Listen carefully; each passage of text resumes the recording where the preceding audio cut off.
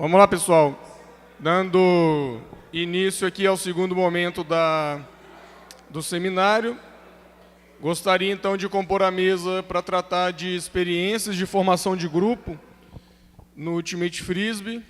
Então, convido a mim para tratar do Strix Brasil Ultimate. Muito obrigado.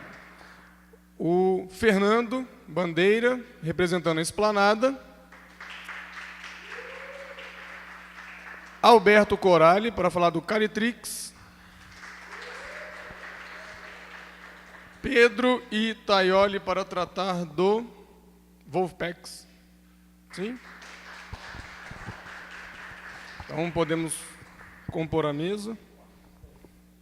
Vamos nos assentar.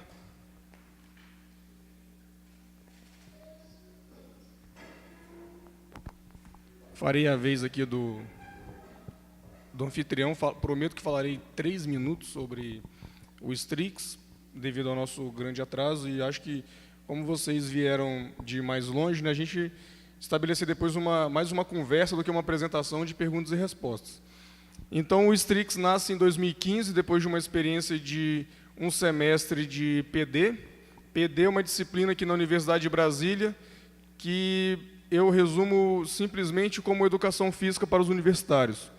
É uma disciplina que foi instituída na década de 1970 e que, pelo que eu saiba, é a única universidade ainda que mantém esse tipo de disciplina no Brasil. E aí a gente consegue fazer uma captação, né? Eu trato a PD, além como um recurso educacional, esportivo, de promoção de saúde, também como uma forma de captação de entusiastas, não de atletas, para o projeto do Strix, né? Como a gente estava discutindo agora de manhã, a ideia não é trazer atletas, e sim trazer pessoas interessadas para o jogo. Então a gente começa em 2014-2 com uma turma de 20 alunos, com uma ajuda sobrenatural da turma da Esplanada e principalmente do Luciano. E em 2015-1 a gente constrói o Strix, né? E formaliza o Strix Brasil Ultimate como um projeto de extensão da universidade. Então, desde então, é um projeto de extensão. A gente começou talvez com umas 12 pessoas, acho que isso, né? 12 pessoas. Temos ainda o Ricardo e a Alê, desde aquela época do iniciozinho mesmo. A Bruna também participou. E aí a gente se organiza, mantém as PDs. E 2 pontos, né, já pegando a pergunta do Yuri, como é que você faz captação?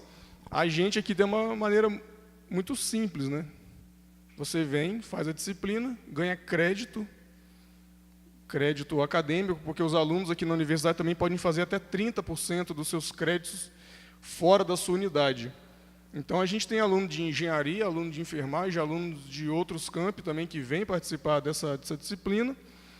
E hoje a gente meio que, eu conversando, acho que a gente consegue fixar 10% da turma aqui.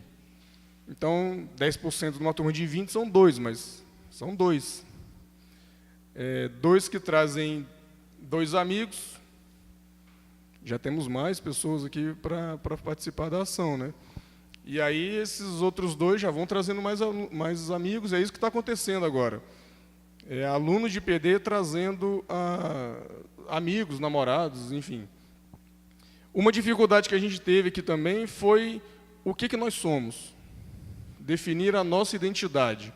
Porque temos pessoas que querem só participar, vem aqui uma vez na semana, ou vem nas 2 vezes na semana, e outras que efetivamente querem ir para a Sudaca, querem ir para São Paulo, querem participar de RET.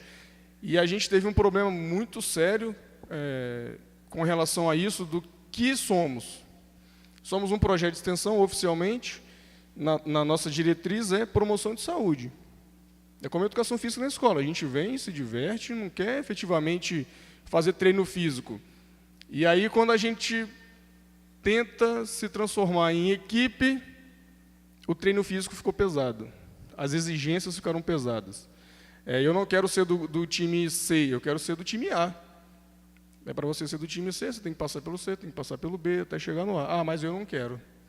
Então, o que nós somos efetivamente? Isso me levou a ficar afastado uns 10 meses, porque foi uma chateação bem grande para mim, porque era muita discussãozinha do que somos, o que nós queremos, mas ninguém quer treinar, ninguém quer fazer.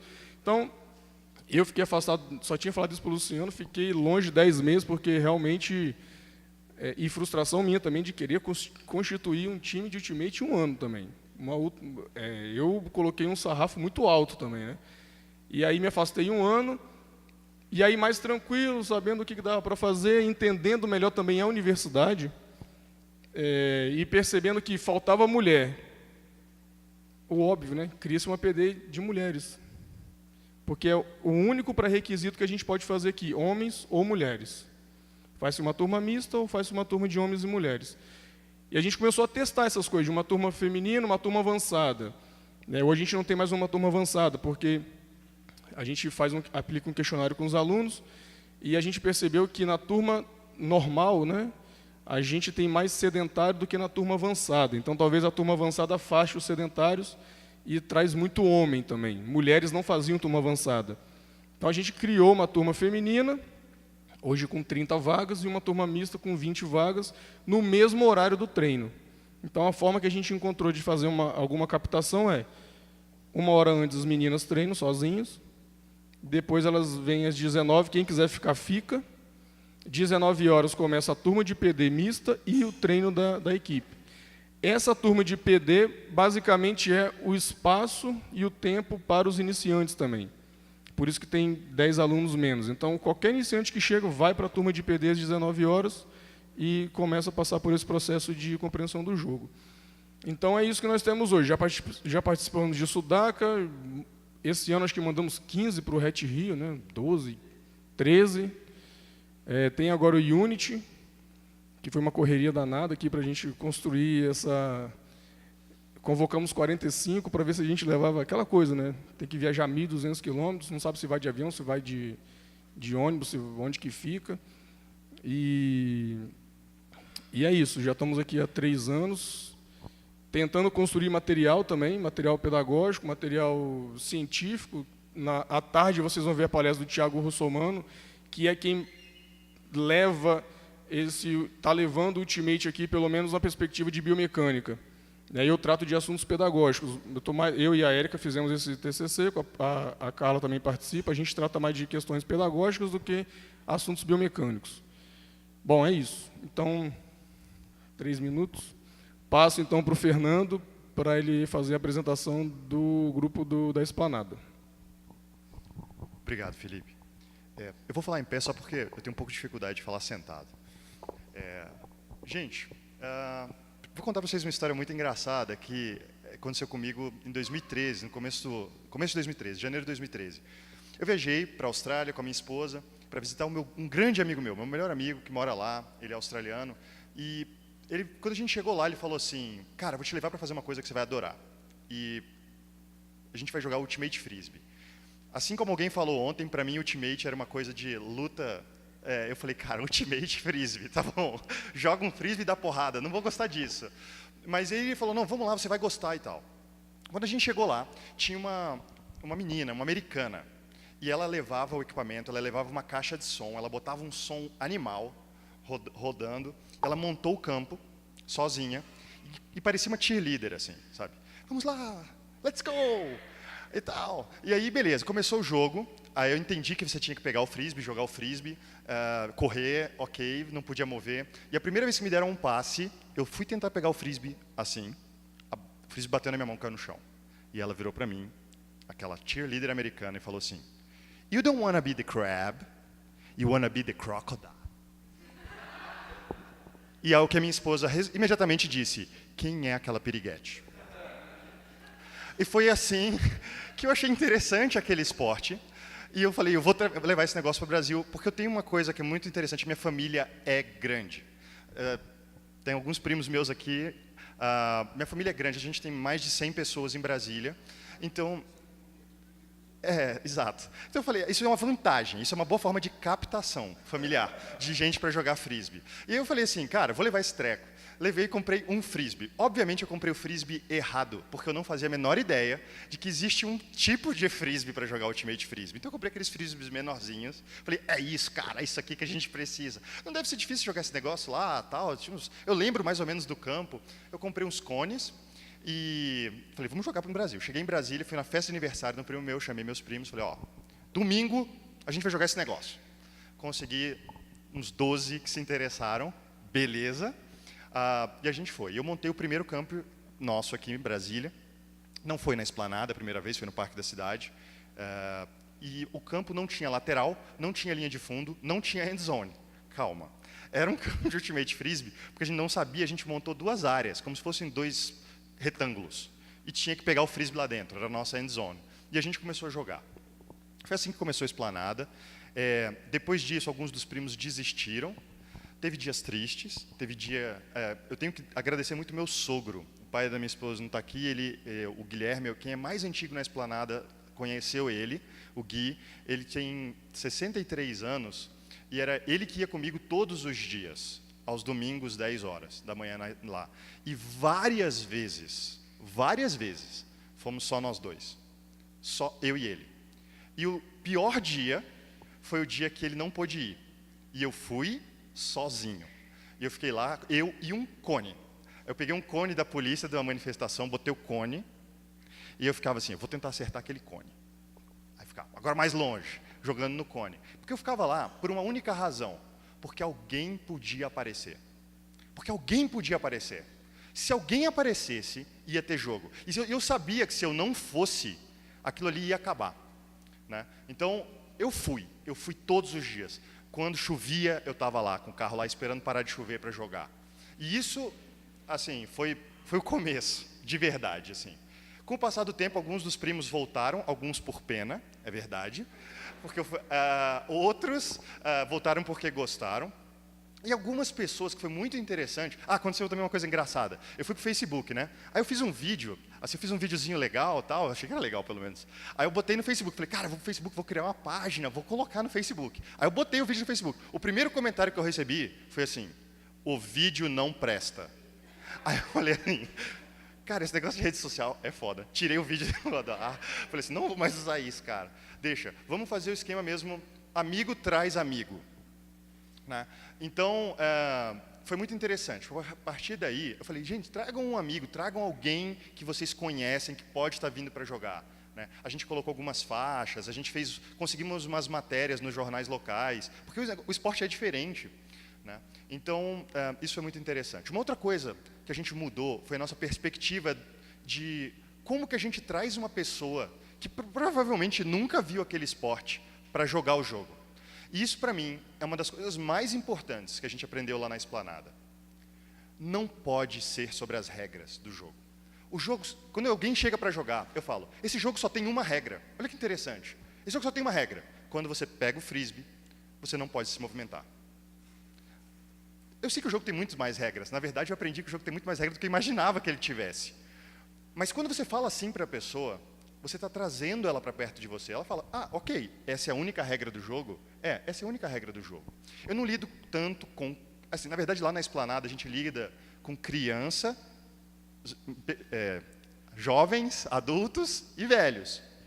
Então, a gente não tem uma padronização de aprendizado. Assim, gente que aprende desse jeito, gente que aprende daquele jeito. Você chega lá e tem gente que vai estar vindo com o background do basquete. Então, a primeira coisa que a pessoa faz é marcação dupla. Cara, double team, né? O cara está lá com a bola, você faz a marcação dupla.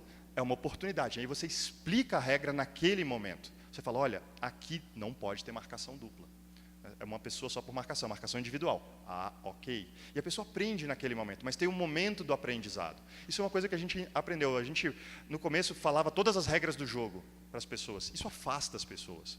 Traz a pessoa, deixa ela pegar no frisbee, deixa ela jogar o frisbee errado. Uma outra coisa, envolver as pessoas no jogo, foi uma coisa que a gente aprendeu muito. A pessoa chega para jogar, ela nunca jogou. E tem gente que já jogou muitas vezes, que é muito bom, que sabe dar passe longo. E tem aquela coisa, né? O passe longo é o momento alto do jogo, né? O cara sabe aquele maluco em disparada, alguém dá um passe longo, o cara pega, faz aquele lance lindo. Cara, mas e as outras pessoas? E aquela pessoa que nunca jogou, que não consegue dar um passe de 2 metros para outra pessoa? Se essa pessoa não começar a jogar, não for envolvida no jogo, ela não vai voltar. E isso é um problema. Tem uma coisa, quem já jogou basquete sabe que tem um tipo de jogo que a bola tem que passar por todo mundo antes que você possa fazer a cesta. Né? No frisbee a gente nunca fala isso, mas é uma boa prática principalmente para quem já sabe jogar e que quer jogar, e que a gente estimula. Tenta olhar e falar assim, quem não pegou no frisbee no último ponto? Então eu vou começar o próximo ponto que a gente tiver, a próxima posse, dando um passe para essa pessoa, para que ela se envolva, para que ela se interesse pelo jogo. Então esse é um pouco o espírito que a gente tenta trazer, né? Depois disso, o frisbee da Esplanada foi crescendo. Hoje a gente tem um grupo no WhatsApp, está aberto a todos, acho que a maioria aqui deve estar inscrito, mas quem quiser se inscrever, onde a gente marca os jogos, são mais de 70 pessoas, o que eu me orgulho bastante. E todo domingo a gente tem em torno de 15 a 20 pessoas que estão indo. Varia bastante, tem gente que não pode ir num domingo, vai no outro domingo, mas está sempre tendo jogo. Dessa vez dá sempre jogo, nunca mais eu fico lá sozinho, o que é ótimo. E é muito interessante porque você criou um espaço onde você sabe que vai acontecer um jogo. Se você quer jogar uma vez na semana, assim, às vezes a UNB está de férias, não está tendo APD aqui, etc., você sabe que vai ter jogo lá. E isso é muito legal. Criou-se um espaço para a prática do frisbee permanente em Brasília. E acho que isso é a grande conquista do grupo. E não só, tenho certeza que não é só minha, assim, é de todos que participam. Porque essa também é uma característica da Esplanada, não tem dono, todos somos donos de lá. Né? O campo não é de ninguém, o campo é público, o esporte é público, ninguém lá é dono das coisas. Isso é muito interessante, o espírito que é levado. É muito espírito de aprendizado, a gente entende, a gente já conversou isso com o Luciano, com o Felipe várias vezes, é um espaço para quem quer aprender a jogar. Então, a pessoa que nunca jogou, cara, vai lá, você vai jogar frisbee, você vai ter um clima bacana para você aprender. E depois, se você quiser se tornar assim um atleta amador ou evoluir, aí sim você tem outros lugares onde você vai aprender a técnica do passe, a técnica do arremesso, né? Então, esse é muito o nosso espírito. E foi assim que a gente conseguiu gente. A gente conseguiu gente, acho que muito com o nosso espírito de saber relevar uma série de coisas, como, por exemplo, aquele passe inicial, né, que me ensinaram isso depois, eu não sabia, que quando você tenta pegar o passe inicial, o pull, se você tentar pegar e deixar cair no chão, a posse troca. Lá na Esplanada não é assim. E não será assim, jamais. Porque a gente quer que as pessoas tentem pegar o frisbee e deixem cair no chão, eventualmente. E não sejam punidas por isso. Porque esse não é o espírito do jogo lá. Se a pessoa depois quiser aprender a regra, ela vai para outro lugar e vai aprender que a regra é diferente, né? Por fim, acho que alguém falou, acho que mais cedo, acho que do Cosme Damião, a gente tem o Aaron. Aaron é uma figuraça que joga com a gente. O Aaron pesa 150 quilos, mais ou menos. Ele é um amigo meu e que foi jogar com a gente. O Aaron tem um dos melhores passes que a gente tem lá, né? Só que o Aaron raramente pega no frisbee, é muito engraçado, porque ele não consegue se movimentar muito, né? Mas ele, quando pega, ele adora jogar com a gente, quando ele está lá, é sempre uma figuraça. E a gente criou que o nosso pool, né, inicial, a gente grita Aaron, né? Por quê? Porque ele era sempre o último a chegar do outro lado quando trocava o ponto, né? Então ele ia devagarzinho, assim. Aí a gente jogava o frisbee e tinha medo de acertar ele. Então a gente falava, Aaron! Aí ele não acerta o cara, e aí virou o Aaron, o pool lá nosso da Esplanada. Mas é isso, muito obrigado pela oportunidade de estar aqui compartilhando, e também, se alguém quiser fazer alguma pergunta depois, estou à disposição.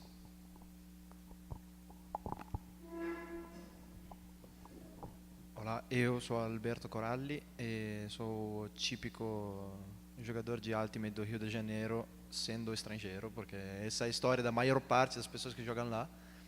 E, na verdade, desde quando estou lá, a história do nosso grupo foi de batalhar contra essa vocação dos jogadores cariocas, que ninguém é de lá. E isso dá uma instabilidade muito grande à comunidade, porque tem uma troca de pessoas, um revezamento muito grande. Normalmente as pessoas não ficam mais que um semestre, ou máximo um ano. Eu tive a sorte de ficar mais tempo, isso me deu a possibilidade de tentar de construir uma coisa um pouco mais permanente. O Ultimate lá não nasceu comigo, já era praticado, tem uma personagem assim do Ultimate brasileiro que é o Abner, que nem sei quando ele exatamente começou a jogar, mas é bastante tempo. Ele nem está morando mais no Rio, ele saiu ano passado. Mas quando eu cheguei lá já tinha um grupinho dele. Ele é um professor de educação física, acho numa faixa pré-adolescente, e ele levava sempre umas crianças, meninos das escolas deles para jogar na praia, em Copacabana. Eu comecei a jogar com o grupo deles. E tinha também uns adultos, mas a maior parte eram realmente pessoas que vinham de fora, que já conheciam o esporte e queriam brincar e iam para lá. no momento que eu cheguei, tinha algumas outras pessoas que estavam interessadas a fazer uma coisa um pouquinho mais estruturadas, e a gente começou a marcar uns treinos na semana também, para tentar de fazer uma coisa um pouco, assim, menos só brincadeira, mas tentar de fazer jogos um pouco mais, assim, com uma intensidade um pouco maior. Para muito tempo continuou a ser só jogos mesmo. A gente não fazia exercício nenhum. De vez em quando tentava de jogar umas coisas um pouco mais de prática mesmo, do gesto atlético e tal, mas não dava muito certo. As pessoas se aborreciam muito rápido, queriam jogar mesmo. E a gente criou o time, na verdade, no começo, como um jeito de agregar pessoas que não eram de São Paulo para participar em campeonatos em São Paulo. Porque quando eu cheguei, eu queria jogar, queria participar em campeonatos, então participei dos campeonatos paulistas com times de São Paulo. Quando chegou, foi no 2014 isso, chegou bastante pessoas dos Estados Unidos, de intercâmbio na PUC, lá no Rio, e a gente, de repente, teve um núcleo assim, legal de pessoas que já sabiam jogar. E então a gente surgiu essa ideia de tentar juntar pessoas de várias cidades, juntamos pessoas de Minas Gerais, Porto Alegre, assim, vieram pessoas de vários lugares do Brasil, e conseguimos participar ao Campeonato Paulista Open ECOE daquele ano, e algumas etapas no ano seguinte também. E depois, a maior parte das pessoas que eram de outras cidades, os mais sortudos conseguiram criar times nas cidades deles, por exemplo, Porto Alegre. Os menos sortudos não conseguiram aumentar o número de jogadores, e foi minguando o grupo deles. E a gente conseguiu manter uma boa constância, e a coisa muito positiva que aconteceu nos últimos ano e meio foi que a gente conseguiu incrementar a presença de cariocas mesmo na nossa prática do dia a dia. Então, hoje em dia, tem até dias que tem mais brasileiros que estrangeiros no treino. Nem sempre. Tem muitos colombianos, sempre, isso é constante. Mas realmente, assim, hoje em dia eu enxergo o que pode ser um núcleo de realmente um time carioca de verdade, ou seja, pessoas que são de lá, vão morar lá a vida inteira e vão poder construir alguma coisa mais estável. É sempre muito difícil. A gente não tem muita facilidade em conseguir jogadores novos. A gente já tentou várias fórmulas diferentes. A gente jogou na praia, a gente começou a jogar na grama, a gente jogou em várias praias da cidade para ver se alguma pessoa que passa de lá se interessa. Mas os cariocas fazem muita atividade física, mas me parece que não são muito curiosos para coisas que não são futebol, futevôlei e vôlei. Assim, não saem muito disso. E também a gente faz atividades em lugares onde tem pessoas que fazem já atividade, só que justamente está já fazendo outra atividade. Então não parece se interessar muito em mudar.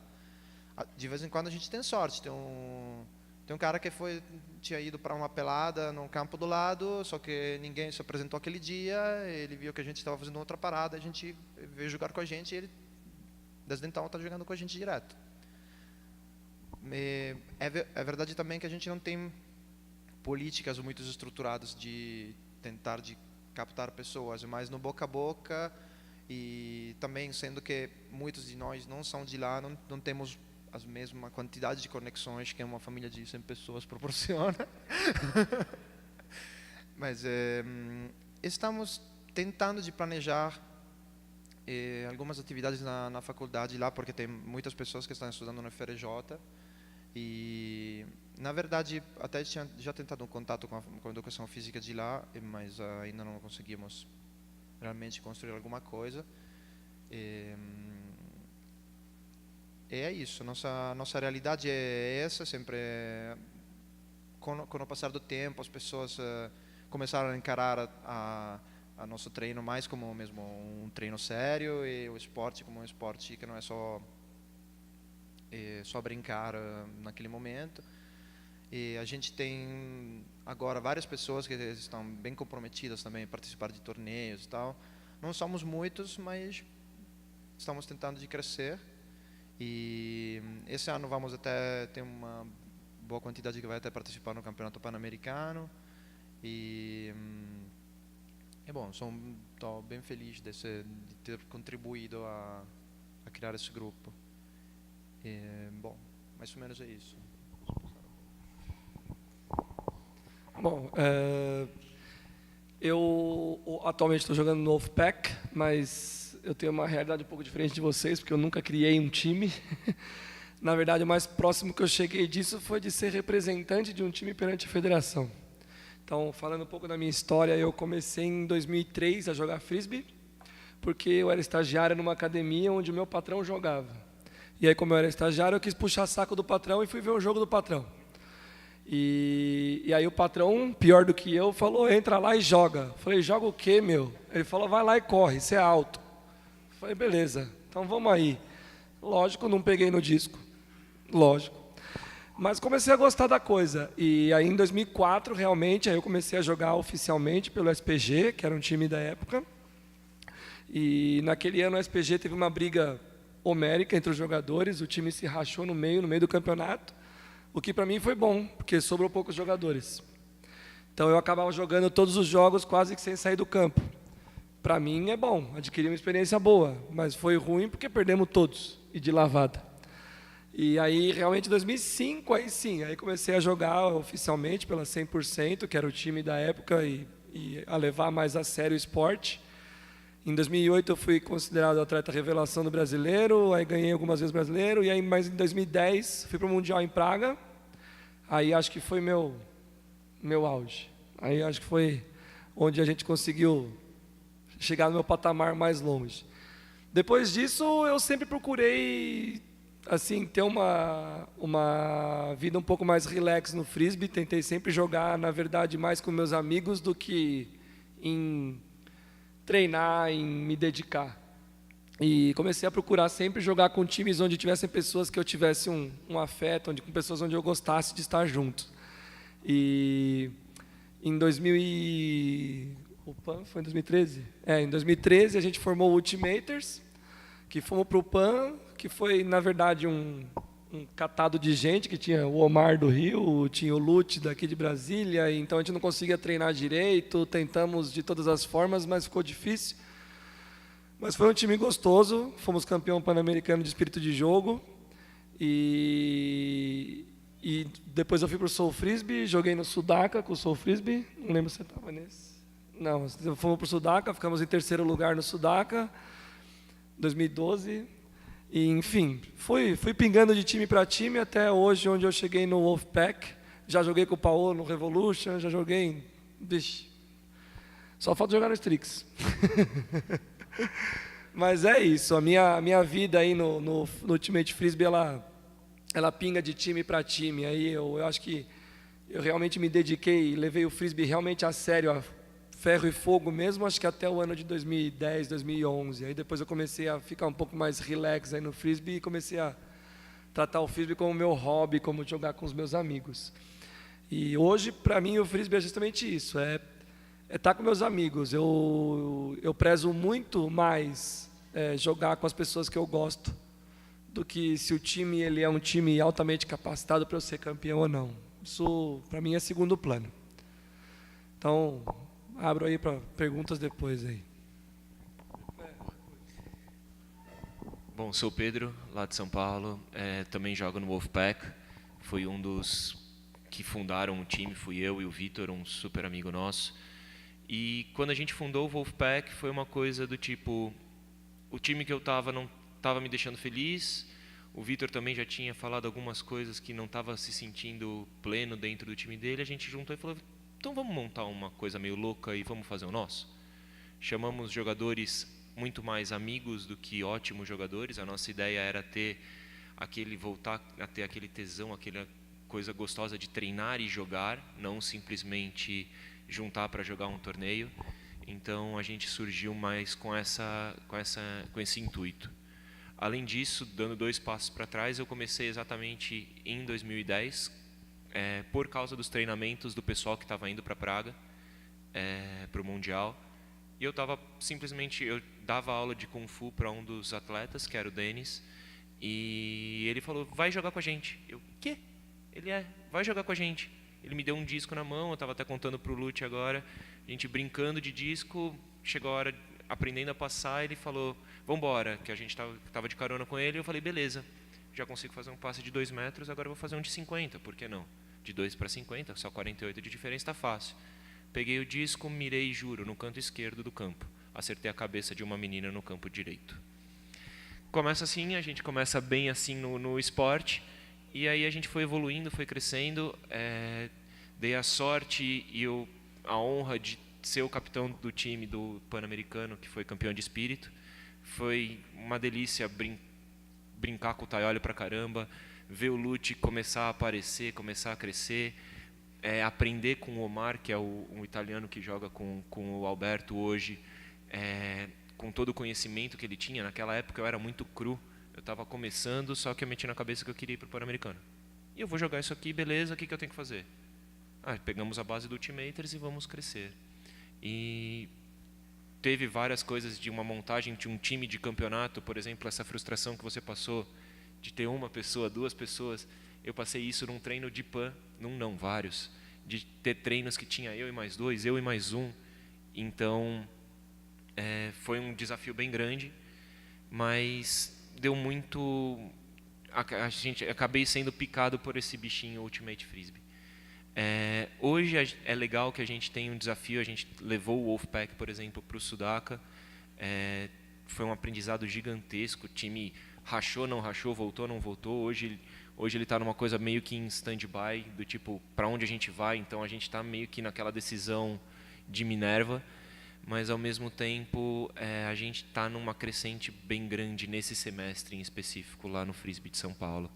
A gente passou um semestre meio que de adaptação / planejamento, e do nada surgiram vários torneios. Então temos, por exemplo, o Unity que surgindo lá, aí veio o Alberto com o pessoal do Calitrix, monta um brasileiro de beach. Então a gente tem vários torneios vindo e acontecendo, e vários projetos acontecendo em São Paulo. Então é muito interessante você ver essa trajetória de um esporte que tem um potencial enorme para crescer. Em São Paulo ele está meio que numa toada marcando o passo, mas quando você olha e fala, cara, isso aqui pode crescer demais, é muito bom. E o nosso principal desafio, acho que lá na cidade, é fazer com que a gente traga novos jogadores, seja com participação de outros, de faculdade, seja de escolas. Então você vê vários esforços acontecendo, e só que ainda, para mim, a gente ainda falta aquele último passo, aquele último pulo para fazer com que tudo isso acabe florescendo.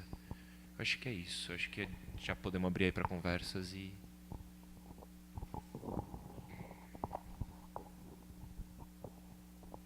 Bom, pessoal, alguém quer fazer algum comentário?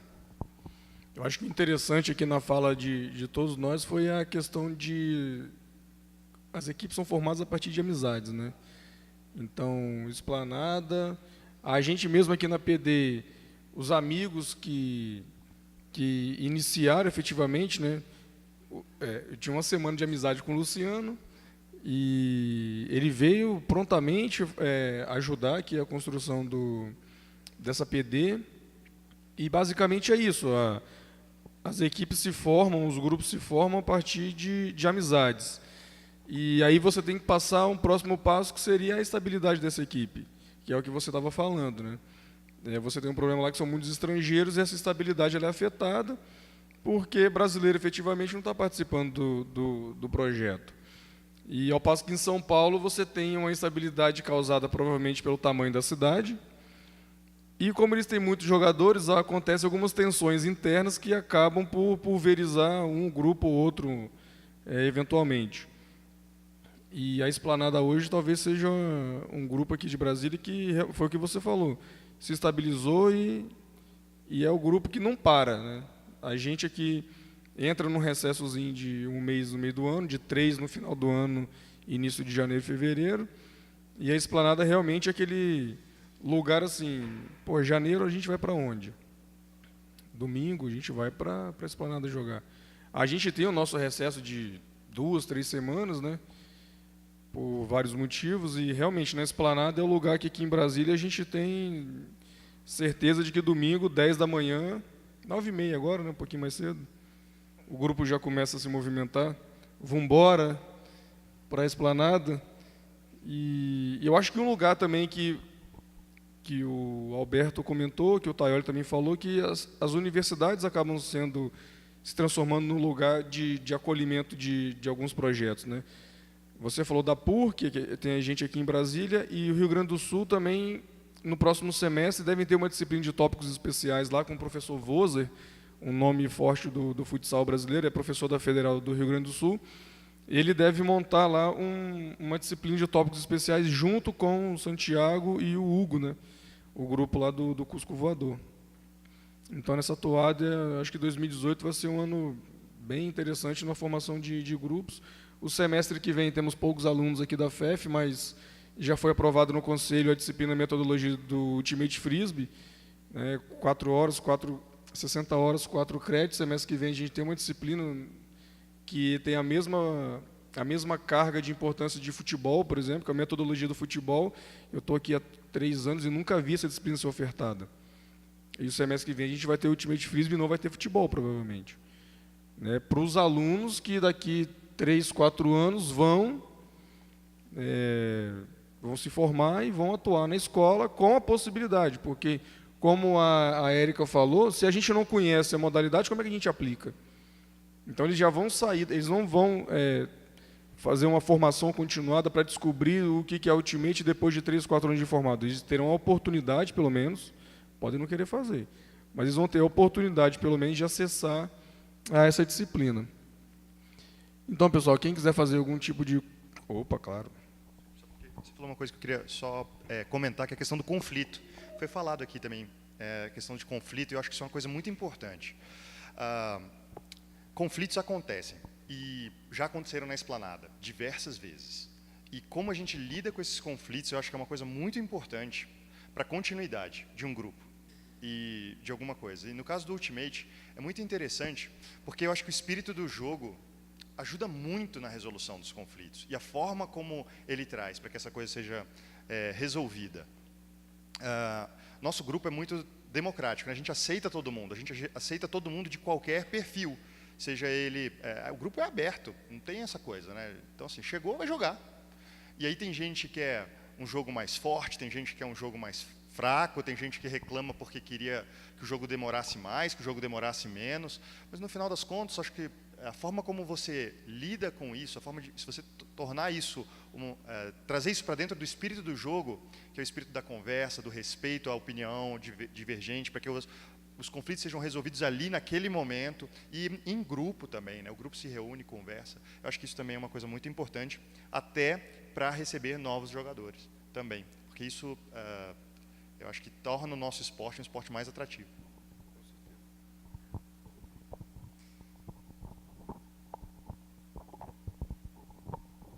Só para aproveitar um gancho do que você falou, eu vejo também um ano de 2018 muito mais forte do que a gente teve agora em 2017. Acho que a gente, nos últimos 2, 3 anos, a gente está vivendo o surgimento de um embrião, de um Ultimate mais consolidado, de um Ultimate mais forte no Brasil. E eu estava até comentando com alguns amigos, vocês aqui em Brasília, vocês estão fazendo um trabalho muito bom. E eu vejo muito provavelmente vocês se tornando um centro de Ultimate no Brasil muito forte, principalmente em volume de jogadores. Hoje, tirando a família de 100 pessoas, né, se vocês são uma família de 100 pessoas, mais os 30, 40 que vocês têm com os outros jogadores, vocês já batem 150 pessoas. Em São Paulo, provavelmente de jogadores ativos, a gente tem em torno disso também. 100, 120 em torneios. Treinando mesmo, muito provavelmente a gente tenha uns 40, 50 divididos por times. Então, acho que a gente está vivendo o surgimento desse embrião, e eu acho que é muito importante ter esse tipo de seminário, e quando a gente voltar para casa, a gente disseminar isso, para que a gente possa, que esse embrião não morra, que esse embrião cresça e que a gente possa, daqui a uns 10, 15 anos, talvez, ter um volume de jogadores considerável para a gente conseguir fazer presença muito forte em campeonatos, ou então permitir com que crianças de todas as escolas aqui consigam ter o contato com o disco e saber ter a oportunidade de conhecer mais uma nova modalidade. E até para complementar, eu acho que é mais importante ainda, além de criar, né, o novo embrião aí, é você descentralizar o frisbee. Porque hoje o frisbee está muito centralizado em São Paulo. O que para nós de São Paulo é ótimo, né? Mas para quem é de fora de São Paulo é péssimo. Então, se você descentraliza isso, cria novos campos e novos projetos em outros lugares, você começa a ter outros campeonatos em outros locais, com outras pessoas, com outras visões, com outras culturas, e aí o pessoal de São Paulo precisa começar a se deslocar para outros lugares. E aí você começa a massificar o esporte em outros lugares. Então, criando, por exemplo, Porto Alegre, criando Brasília, criando Uberlândia, criando Manaus, tinha time em Manaus, tinha no Rio, que tem no Rio, enfim. Você começa a criar outros polos, isso é muito importante para o esporte, muito. Isso tem que acontecer. Então, eu acho que outras cidades deveriam pegar o exemplo do Rio, de Brasília e até de Porto Alegre, que está começando agora com Santiago, e investir pesado, porque isso só tem a ajudar. Se ficar centralizado ali em São Paulo é muito ruim, para todo mundo. Fiquei com inveja que todo mundo falou de novo também. Não, mentira. Um comentário sobre essa coisa do fato que o Ultimate fosse muito centralizado em São Paulo. Você falou que era uma coisa boa para os paulistas, até um dado ponto, porque eu tenho uma experiência, me dei conta que não falei nada de onde vem minha experiência do Ultimate e tal. Eu comecei a jogar 14 anos atrás na minha cidade, na Itália, e o do Rio é o terceiro time ao qual me dediquei bastante, assim. Eu cheguei a ser capitão do meu time na minha cidade, e depois mudei para uma outra cidade na Itália, em Turim, e fui capitão e treinador do time. E quando cheguei aqui, então eu tenho uma perspectiva um pouco de como é a comunidade do Ultimate na Europa. E claramente existem times que encaram só mais de brincadeira ou de qualquer jeito com um nível de compromisso mais tranquilo, mas tem muitos times que realmente encaram também sacrifícios relevantes para participar de torneios. A gente se desloca de um país para o outro. A verdade é que a distância não é muito diferente que se deslocar de um estado para o outro no Brasil. Mais ou menos é a mesma distância, é o mesmo custo, tudo. Quando eu cheguei aqui, eu vi que estava muito centralizado em São Paulo, então fui jogar lá e me dei conta que o fato de não ter outras comunidades em torno meio que provincializou um pouco a mentalidade dos jogadores de São Paulo, evitando também que eles conseguissem um intercâmbio que é sempre muito fértil, até quando as outras comunidades são menos experientes. Por exemplo, a comunidade de Brasília é menos experiente da de São Paulo. Mas, para como eu vejo os caminhos das duas comunidades, se São Paulo continuar como está continuando e Brasília continuar como está continuando, daqui a pouco Brasília vai ser mais vital que a de São Paulo. Porque, não sei, paulistas têm um pouco a bunda pesada desse ponto de vista. Se deslocam dificilmente da cidade e também o fato como é a comunidade lá, o fato como se formam os times, qual é a vida dos times. Tem poucos times que tem uma... não estou nem falando de briga interna, isso acontece, normal, brigas e tal. Mas tem até times, grupos de pessoas que times que surgem e somem sem muita razão. É mais esse ano eu quero jogar com essa galera aqui. O ano que vem, jogo com essa galera aqui. Isso também sempre achei uma característica não muito positiva.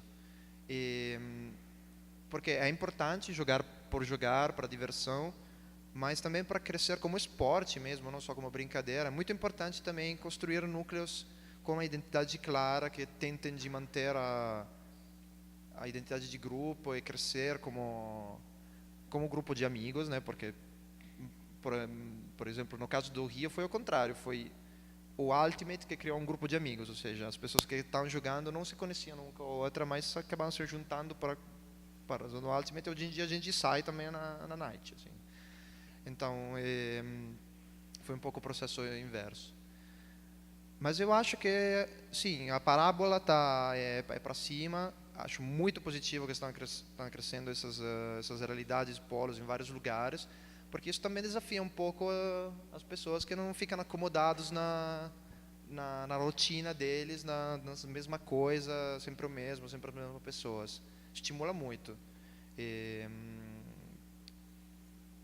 Uma coisa que eu esqueci de mencionar quando estava falando da situação do Rio, a gente tem também um primeiro contato com uma escola, que é a Escola Sesc lá no Rio, que é uma escola que tem alunos do Brasil inteiro.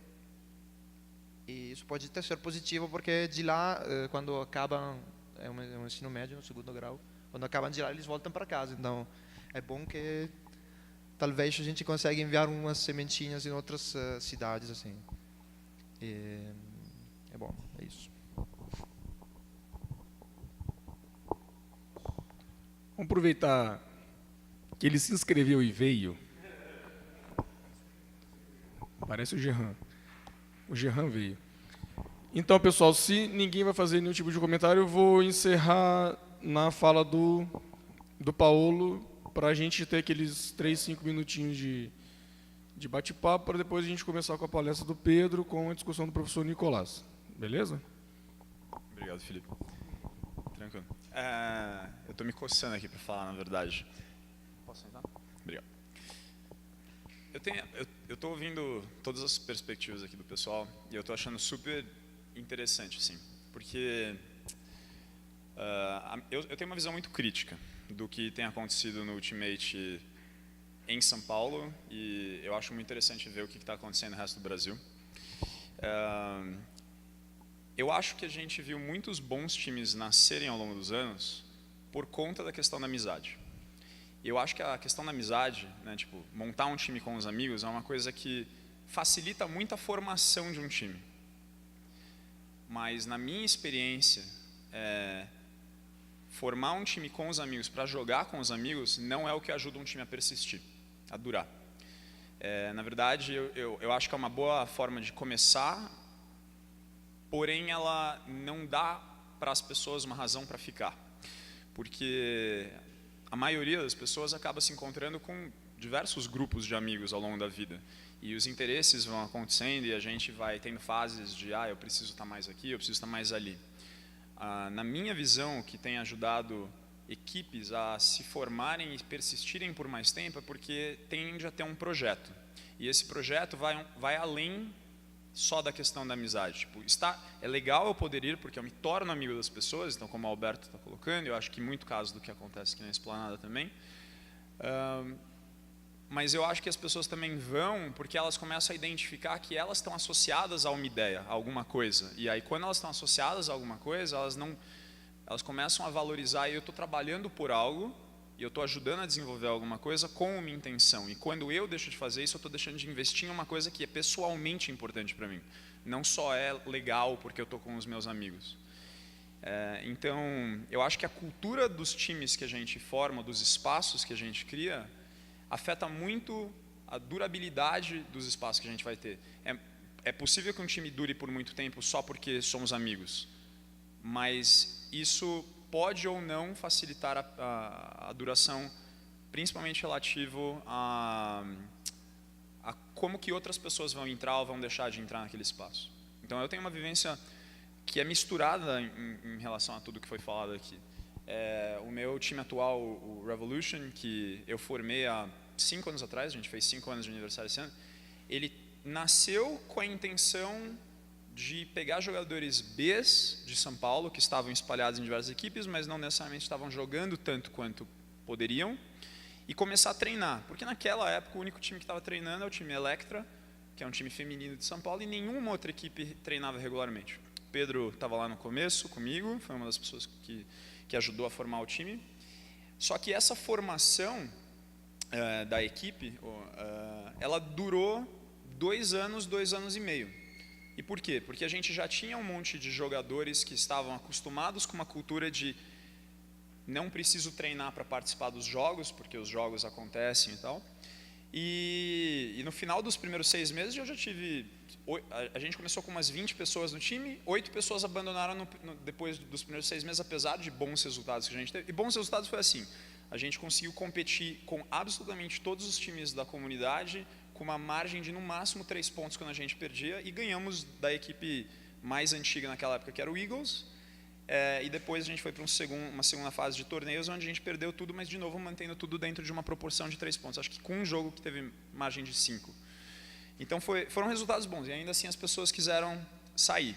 Por quê? Porque não queriam necessariamente se comprometer, acordar cedo, treinar, a gente estava treinando 2 vezes por semana naquela época, e a gente começou uma nova fase de trazer pessoas. E aí a gente começou a ter um segundo racha no time, que eu comecei a enfatizar demais que a equipe tinha que focar em desenvolver novos jogadores, muito mais do que dar espaço em campo para só ter os veteranos. E com o tempo, basicamente, todos os outros jogadores que fundaram o time, tirando eu e mais 2, saíram. E começou uma reconstrução do time, basicamente do zero, há 2 anos e meio, quase 3 anos a essa altura. E hoje, a comunidade talvez nem esteja tão a par disso lá em São Paulo, mas a gente é o maior time de São Paulo agora. A gente tem, no papel, e eu vou separar aqui porque tem 2 números, no papel eu tenho 45 para 50 jogadores nesse momento. Ativos treinando, eu tenho 30 semi-regulares, e regulares eu tenho 20 para 22. E isso misturando homens e mulheres. Quem são os semi-regulares? Quem são as pessoas que estão lá nos meus 50? Eu não estou incluindo meus novatos ainda nessa contagem, que eu já tenho uns 6 agora novos, a grande maioria mulheres. E assim, por que acho que essas coisas deram certo? A maioria das pessoas que veio não eram amigos. Elas foram se tornando amigos ao longo do processo. Às vezes conhecia uma pessoa, mas conhecer uma pessoa não é suficiente para você curtir estar num espaço, principalmente quando você não conhece ele. Então a gente também tem que desenvolver uma cultura de... A gente garante que quando você vem aqui, você vai aprender, você vai jogar e você vai ter espaço. E eu acho que falta um pouco disso acontecer. As outras equipes de São Paulo, e aí o Wolf pode ter a perspectiva pessoal dele sobre isso, a ênfase é muito mais em vamos participar de um torneio, vamos jogar para buscar algum tipo de resultado, e eu acho que uma das coisas que foi prejudicial para os times de São Paulo, que estão definhando, a gente tinha 8, agora ativos, a gente tem 4, sendo que e esses 4 são times que treinam hoje em algum grau ou outro. A maioria não conseguindo ter 10 pessoas num treino, né? Então assim, São Paulo hoje é mais ideias do passado do que coisas que realmente estão propriamente acontecendo constantemente. E eu adoraria saber, talvez agora ou em outro momento, qual a perspectiva do pessoal relativa a o que torneios fora da nossa cidade, ou torneios de alta performance dentro do nosso espaço, podem ou não afetar. Porque a minha opinião é que São Paulo definha, porque São Paulo hoje tem uma ênfase muito grande nos torneios internacionais que a gente vai participar, e se não tenho torneio para eu participar, eu não quero treinar. E isso tem sido muito complicado.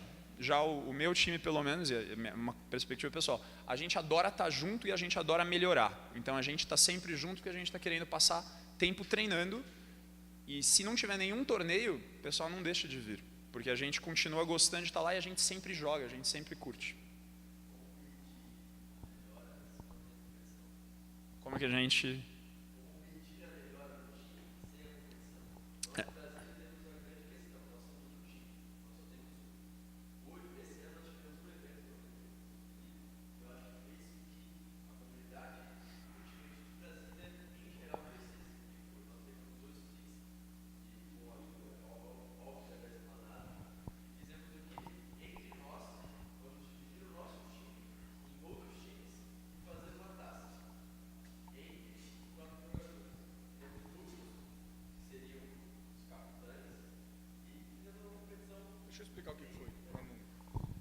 Porque isso vai ser interessante para o próximo momento. A Esplanada trouxe 2 times, Esplanada Ultimate, Esplanada Reverso. O que hoje é o Strix foi meio que quebrado em Crocodilos e Dragões. E o time da PD, a gente conseguiu fazer 2 times de PD. E aí, os Dragões foram os campeões. E um aluno da faculdade que não encontrou um espaço para jogar, saiu catando amigos que nunca tinham visto um jogo de frisbee, não sabia o que era frisbee. Eles montaram um time e vieram participar. Então foram 7 equipes, foram 104 inscritos, eu acho, alguma coisa assim. Tinha, acho que a Ana e o namorado de fora, né? Acho que só eles de fora, efetivamente.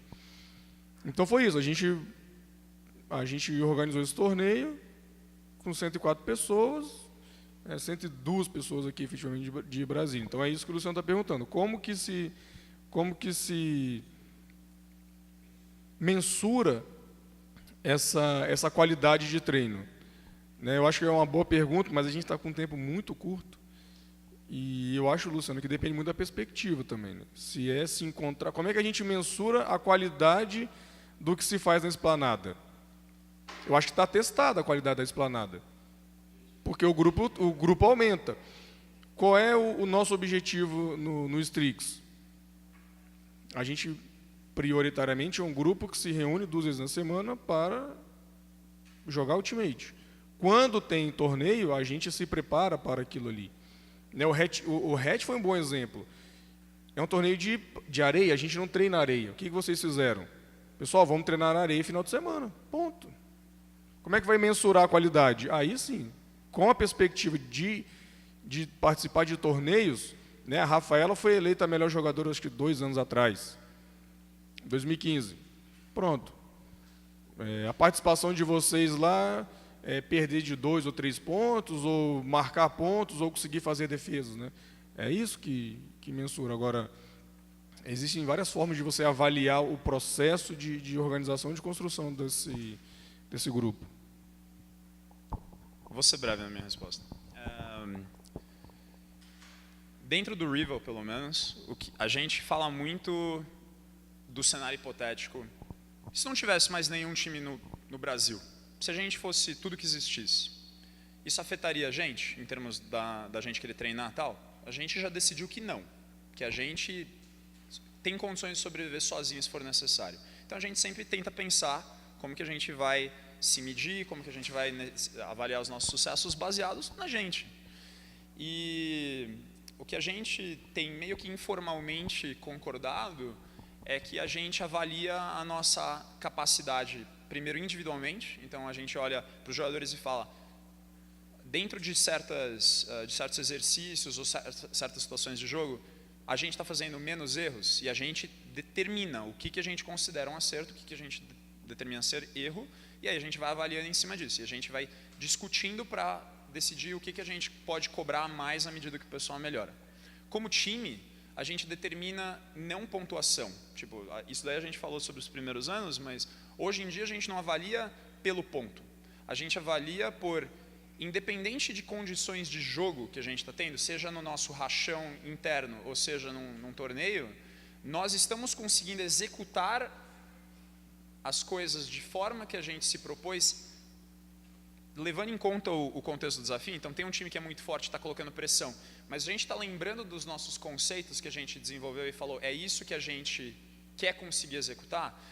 Se a gente foi impedido porque alguém era mais rápido, mais forte, lançou melhor, etc., tudo bem, mas dentro do que era possível naquele momento, a gente manteve a nossa questão de estrutura?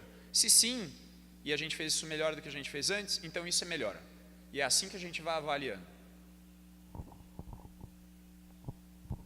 Pessoal, a gente encerra então agora, agradecendo a participação dos colegas, a sua participação também. E 2 minutinhos de intervalo, beleza?